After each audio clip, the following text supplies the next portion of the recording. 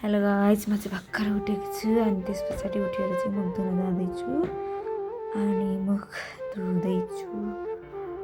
हेर्नुहोस् न, मुख पनि कस्तो देखेको छ हौ, राम्रै देखेको छैन। अनि म चाहिँ मुख धोएर निस्केर मुख पुस्दैछु अनि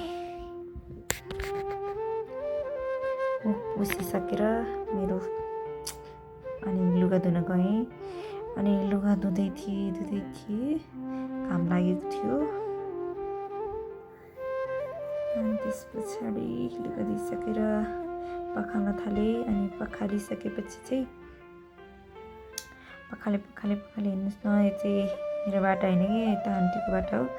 अनि त्यहाँ आन्टीको बाटामा चाहिँ मैले पखालिदिएँ लुगा अनि सुकाएँ। लुगा सुकाएर त्यस पछाडि भाँडा माझ्न थालेँ। अनि भाँडा माझी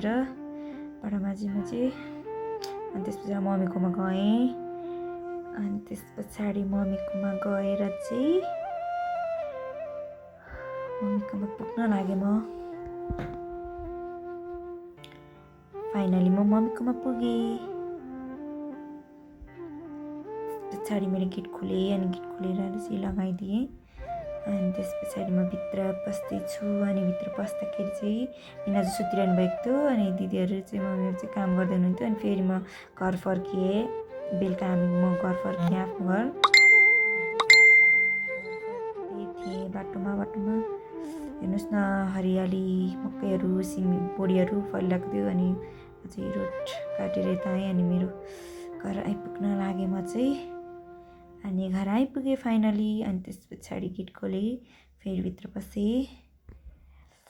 अनि त्यसपछि ढोका लगाएँ। अनि त्यस पछाडि चाहिँ अनि चाबी खोलेँ। अनि चाबी खोलेर भित्र पसेँ।